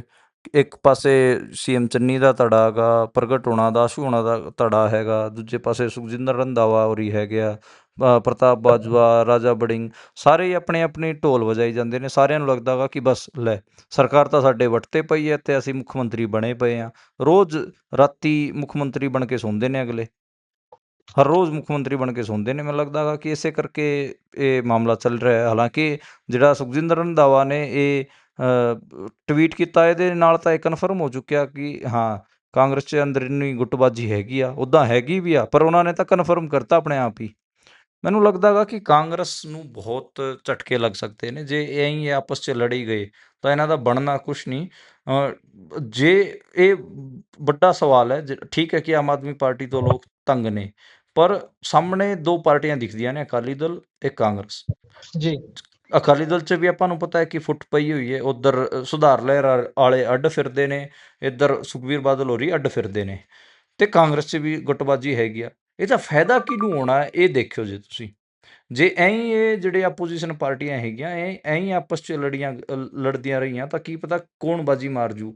ਜਿਹੜਾ ਅਮਿਤ ਸ਼ਾਹ ਦੀ ਥਿਓਰੀ ਹੈ ਨਾ ਪੰਜਾਬ ਬਾਰੇ, ਕਿ ਇਹਨਾਂ ਨੂੰ ਆਪਸ 'ਚ ਲੜਨ ਦਿਓ, ਅਸੀਂ ਆਪਣੀ BJP ਆਪਣੀ ਸੀਟਾਂ ਕੱਢੂਗੀ, 30 ਸੀਟਾਂ ਕੱਢੂਗੀ, ਬਾਅਦ 'ਚ ਸਾਰੇ ਜਿਹੜੇ ਮਾਤਾ ਦੇ ਮਾਲ ਹੈਗੇ, ਇਹਨਾਂ ਨੂੰ ਮਾਤਾ ਦਾ ਮਾਲ ਦੱਸਦਾ ਹੁੰਦਾ। ਮਾਤਾ ਦਾ ਮਾਲ ਹੁੰਦਾ ਫਰੀ ਦਾ ਮਾਲ ਬੇਸਿਕਲੀ। ਇਹ ਜਿਹੜੇ ਫਿਰ ਰਹੇ ਨੇ ਉਹੀ ਬਣੇ ਘੈਂਟ, ਇਹਨਾਂ ਨੂੰ ਬਾਅਦ 'ਚ ਅਸੀਂ ਇਕੱਠੇ ਕਰਾਂਗੇ ਤੇ ਅਸੀਂ ਸਰਕਾਰ ਬਣਾਵਾਂਗੇ। ਅਮਿਤ ਸ਼ਾਹ ਦੀ ਥਿਓਰੀ ਹੈ ਇਹ। ਹੋ ਸਕਦਾ ਗਾ ਇਹ ਇੰਨੇ ਘੱਟ ਕੈਲੀਬਰ ਦੇ ਆਗੂ ਪੰਜਾਬ ਦੇ, ਜਿਨ੍ਹਾਂ ਨੂੰ ਮਤਲਬ ਮੁਫਤ 'ਚ ਵਿਧਾਇਕੀਆਂ ਮਿਲੀਆਂ ਹੋਈਆਂ ਨੇ, ਮੁਫਤ 'ਚ CM ਦੀ ਰੇਸ 'ਚ ਅੱਗੇ ਆਏ ਹੋਏ ਨੇ, ਠੀਕ ਹੈ। ਇਹਨਾਂ ਨਾਲ ਹੋਣੀ ਬੁਰੀ ਹੈ। ਹੁਣ ਰਾਜਾ ਵੜਿੰਗ ਦਾ ਕੀ ਸਟਰਗਲ ਹੈ ਦੱਸ, ਉਹ ਵੀ CM ਬਣ ਕੇ ਸੌਂਦਾ ਗਾ।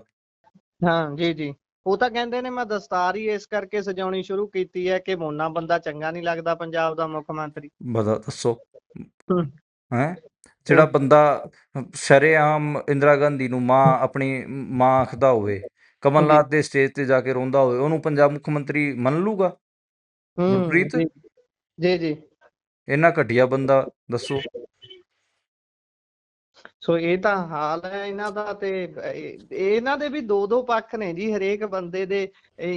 ਜਦੋਂ ਤਾਂ ਦੇਸ਼ ਵਾਲੇ ਪਾਸੇ ਖੜਨਾ ਹੁੰਦਾ ਹੈ ਇਹਨਾਂ ਨੇ, ਫੇਰ ਤਾਂ ਕਰਦੇ ਨੇ ਇਹੋ ਜਿਹੀਆਂ ਵੱਡੀਆਂ ਵੱਡੀਆਂ ਗੱਲਾਂ, ਮਿੰਟ ਨਹੀਂ ਲਾਉਂਦੇ। ਕਦੀ ਕਿਸੇ ਨੂੰ ਮਾਂ ਤੇ ਕਿਸੇ ਨੂੰ ਪਾਪਾ ਬਣਾ ਲੈਂਦੇ ਨੇ, ਤੇ ਜਦੋਂ ਪੰਜਾਬ ਚ ਆਉਂਦੇ ਨੇ ਫਿਰ ਉਸ ਤੋਂ ਉਲਟ ਵੀ ਚੱਲ ਲੈਂਦੇ ਨੇ ਕਿ ਨਾ ਅਸੀਂ ਕਦੋਂ ਇਹੋ ਜਿਹਾ ਬਿਆਨ ਦਿੱਤਾ, ਅਸੀਂ ਕਦੋਂ ਇਹ ਗੱਲ ਕਹੀ ਹੈ। ਉਸਲੇ ਫਿਰ ਸਪਸ਼ਟ ਐਨ ਵਿਚਾਰਧਾਰਾ ਇਹਨਾਂ ਦੀ ਬਦਲ ਜਾਂਦੀ ਹੈ। ਸੋ ਚਲੋ ਆਪਾਂ ਅਗਲੀ ਖਬਰ ਤੇ ਚੱਲਦੇ ਹਾਂ। ਗੱਲ ਵਿਕਰਮ ਮਜੀਠੀਆ ਦੇ ਕੇਸ ਦੀ ਕਰਦੇ ਹਾਂ। ਕਹਿੰਦੇ NCB ਦੀ ਤਕਰੀਬਨ ਐਂਟਰੀ ਹੋ ਚੁੱਕੀ ਹੈ। ਦਿੱਲੀ ਤੇ ਸ਼ਿਮਲਾ ਵਾਲੇ ਜਿਹੜੀ ਇਹਨਾਂ ਦੀ ਜਾਇਦਾਦ ਹੈ, ਪ੍ਰਾਪਰਟੀ ਹੈ, ਉਸ ਦੇ ਵਿੱਚ ਜਾਂਚ ਹੁਣ ਤੇਜ਼ ਹੋਊਗੀ। ਬਿਲਕੁਲ ਉਹਨਾਂ ਦੀ ਜਿਹੜੀ ਸ਼ਿਮਲਾ ਅਤੇ ਦਿੱਲੀ 'ਚ ਜਿਹੜੀ ਪ੍ਰਾਪਰਟੀ ਹੈ ਉਹਦੀ ਜਾਂਚ ਤੇਜ਼ ਹੋ ਚੁੱਕੀ ਹੈ, ਅਤੇ ਜਿਹੜਾ ਆਪਾਂ ਕਹਿ ਲਈਏ ਕਿ ਰਿਮਾਂਡ ਇਹਨਾਂ ਦਾ ਵਧਾਇਆ ਗਿਆ ਹੈ, ਸ਼ਾਇਦ ਉਹ ਇਸੇ ਕਰਕੇ ਵਧਾਇਆ ਗਿਆ ਹੈਗਾ ਕਿਉਂਕਿ ਕੱਲ੍ਹ ਵੀ ਹਾਈ ਕੋਰਟ ਤੋਂ ਰਾਹਤ ਨਹੀਂ ਮਿਲੀ ਸੀ, ਅਤੇ ਅੱਜ ਵੀ ਰਾਹਤ ਕੋਈ ਮਿਲੀ ਨਹੀਂ ਇਹਨਾਂ ਨੂੰ, ਅਤੇ ਅੱਜ ਹੋਰ ਐਕਸਟੈਂਡਿਡ ਸੁਣਵਾਈ ਸੀ, ਅਤੇ ਹੁਣ ਦੁਬਾਰੇ ਤੋਂ ਇਹਨਾਂ ਨੂੰ ਮੈਨੂੰ ਲੱਗਦਾ ਗਾ ਕਿ 8 ਜੁਲਾਈ ਨੂੰ ਨਵੀਂ ਐਪਲੀਕੇਸ਼ਨ ਤਿਆਰ ਕਰਨੀ ਪਊਗੀ ਇਹਨਾਂ ਨੂੰ, ਅਤੇ ਦੁਬਾਰੇ ਤੋਂ 8 ਜੁਲਾਈ ਨੂੰ ਜਿਹੜੀ ਸੁਣਵਾਈ ਹੋਣੀ ਹੈ ਉਹਦੇ 'ਚ ਦੇਖਦੇ ਹਾਂ ਕੀ ਬਣਦਾ ਹੈ। ਬਾਕੀ ਇਹਨਾਂ ਦੀ ਇਨਵੈਸਟੀਗੇਸ਼ਨ ਤਾਂ ਚੱਲ ਹੀ ਰਹੀ ਹੈ। ਇਸ ਤੋਂ ਇਲਾਵਾ ਚੰਡੀਗੜ੍ਹ ਕੋਰਟ ਨੇ ਵੀ ਉਹਨਾਂ ਨੂੰ ਨੋਟਿਸ ਭੇਜ ਦਿੱਤਾ ਹੈ। ਜਿਹੜਾ ਮੁੱਖ ਮੰਤਰੀ ਦਾ PS ਸੀਗਾ ਉਹਨੇ ਇਹਦੇ 'ਤੇ ਮਾਨਹਾਨੀ ਦਾ ਕੇਸ ਕੀਤਾ ਸੀਗਾ, ਜਿਹਨੂੰ ਰਾਜਵੀਰ ਸਿੰਘ ਕਹਿੰਦੇ ਆ, ਭਗਵੰਤ ਮਾਨ ਦਾ ਜਿਹੜਾ PA ਹੈ, ਉਹਨੇ ਕਿਹਾ ਸੀਗਾ ਕਿ ਜਿਹੜਾ ਅਕਾਲੀ ਦਲ ਦੇ ਆਗੂ ਹੈ ਮਜੀਠੀਆ, ਉਹ ਲਗਾਤਾਰ ਉਹਨਾਂ 'ਤੇ ਉਲਟੇ ਸਿੱਧੇ ਆਰੋਪ ਲਾ ਰਹੇ ਨੇ, ਅਤੇ ਅੱਜ ਚੰਡੀਗੜ੍ਹ ਹਾਈ ਕੋਰਟ ਨੇ ਉਹ 'ਤੇ ਵੀ ਇਹਨੂੰ ਨੋਟਿਸ ਭੇਜ ਦਿੱਤਾ ਗਿਆ, ਯਾਨੀ ਕਿ ਮਜੀਠੀਆ ਦੀ ਮੁਸ਼ਕਲਾਂ ਵੱਧ ਰਹੀਆਂ ਨੇ, ਕਿਤੇ NCB ਦੀ ਐਂਟਰੀ ਹੋ ਜਾਂਦੀ ਹੈ, ਕਿਤੇ ਪੁਰਾਣੇ ਮਾਮਲਿਆਂ 'ਚ ਉਹਨੂੰ ਨੋਟਿਸ ਆਉਣੇ ਸ਼ੁਰੂ ਹੋ ਜਾਂਦੇ ਨੇ, ਕਿਤੇ ਉਹਦੀ ਦਿੱਲੀ ਅਤੇ ਸ਼ਿਮਲੇ ਦੀ ਪ੍ਰਾਪਰਟੀ ਫਰੋਲਣ ਦੀ ਗੱਲ ਸ਼ੁਰੂ ਹੋ ਜਾਂਦੀ ਹੈ, ਕਿਤੇ ਉਹਨੂੰ ਪੰਜਾਬ ਹਰਿਆਣਾ ਹਾਈ ਕੋਰਟ ਤੋਂ ਕੋਈ ਰਾਹਤ ਨਹੀਂ ਮਿਲਦੀ ਹੈ। ਤਾਂ ਹੁਣ ਤਾਂ 8 ਜੁਲਾਈ ਦਾ ਵੇਟ ਕਰੋ, ਕੀ ਪਤਾ ਉਹਨੂੰ ਕੋਈ ਰਾਹਤ ਮਿਲੇ, ਨਹੀਂ ਤਾਂ ਫਿਰ ਉਹਦੀਆਂ ਮੁਸ਼ਕਲਾਂ ਤਾਂ ਵੱਧਦੀਆਂ ਹੀ ਜਾ ਰਹੀਆਂ ਨੇ। ਜੀ, ਸੋ ਵੇਖਾਂਗੇ ਬਣਦਾ ਕੀ ਹੈ। ਅੰਤ 'ਚ ਤੇਜ਼ੀ ਦੇ ਨਾਲ ਇਸ ਖਬਰ ਤੇ ਵੀ ਚਾਨਣਾ ਪਾ ਦਿਓ, ਜਿਹੜਾ ਪਤਾ ਲੱਗ ਰਿਹਾ ਕਿ ਜਿਹੜੇ ਸਾਬਕਾ CM ਨੂੰ ਹਾਈ ਕੋਰਟ ਤੋਂ ਰਾਹਤ ਮਿਲੀ ਹੈ, ਇਹ ਕਿਹੜੇ ਸਾਬਕਾ CM ਦੀ ਗੱਲ ਹੋ ਰਹੀ ਹੈ? ਚਰਨਜੀਤ ਸਿੰਘ ਚੰਨੀ ਹੋਰਾਂ ਦੇ ਉਲਟ ਇੱਕ ਪਟੀਸ਼ਨ ਪਾਈ ਗਈ ਸੀ Punjab and Haryana High Court 'ਚ, ਜਿਹਦੇ 'ਚ ਜਿਹੜੇ BJP ਦੇ ਆਗੂ ਅਤੇ ਵਕੀਲ ਹੈਗੇ ਗੌਰਵ ਲੁਥਰਾ, ਉਹਨਾਂ ਨੇ ਇਹ ਕਿਹਾ ਸੀਗਾ ਕਿ ਚੰਨੀ ਨੇ ਆਪਣੀ ਸਾਰੀ ਜਾਣਕਾਰੀਆਂ ਲੁਕੋਈਆਂ ਹੈਗੀਆਂ ਜਲੰਧਰ ਵਾਲੇ ਚੋਣ ਦੌਰਾਨ, ਅਤੇ ਚੋਣਾਂ ਦੇ ਖਰਚੇ ਦਾ ਵੀ ਸਹੀ ਬਿਊਰਾ ਨਹੀਂ ਦੱਸਿਆ ਹੈਗਾ, ਇਸ ਕਰਕੇ ਇਹਨਾਂ ਦੀ ਸਦੱਸਿਅਤਾ ਰੱਦ ਕੀਤੀ ਜਾਵੇ, ਯਾਨੀ ਉਹਨਾਂ ਦੀ ਜਿਹੜੀ ਮੈਂਬਰਸ਼ਿਪ ਹੈ, ਮੈਂਬਰ ਆਫ ਪਾਰਲੀਮੈਂਟ ਬਣੇ ਹੋਏ ਨੇ, ਉਹ ਰੱਦ ਕੀਤੀ ਜਾਵੇ। ਇਹਦੇ 'ਤੇ ਹਾਈ ਕੋਰਟ ਨੇ ਉਸ ਵਕੀਲ ਨੂੰ ਫਟਕਾਰਿਆ ਹੈਗਾ ਅਤੇ ਕਿਹਾ ਹੈਗਾ ਕਿ ਤੁਸੀਂ ਬਿਨਾਂ ਆਧਾਰਾਂ 'ਤੇ ਇੱਥੇ ਆ ਗਏ ਹੋ ਅਤੇ ਭੱਜੋ ਇੱਥੋਂ, ਅਤੇ ਚੰਨੀ ਦੀ ਜਿਹੜੀ ਸਦੱਸਿਅਤਾ ਉਹ ਬਣੀ ਰਹੂਗੀ। ਜੀ, ਸੋ ਇਸੇ ਦੇ ਨਾਲ ਪ੍ਰੋਗਰਾਮ ਨੂੰ ਇੱਥੇ ਹੀ ਲਾਉਂਦੇ ਆ ਵਿਰਾਮ। ਸੋ ਤੁਸੀਂ ਜਾਣਕਾਰੀਆਂ ਸਾਂਝੀਆਂ ਕੀਤੀਆਂ, ਬਹੁਤ ਬਹੁਤ ਧੰਨਵਾਦ ਜੀ, ਸ਼ੁਕਰੀਆ। ਸਤਿ ਸ਼੍ਰੀ ਅਕਾਲ ਗੁਰਪ੍ਰੀਤ। ਸਤਿ ਸ਼੍ਰੀ ਅਕਾਲ।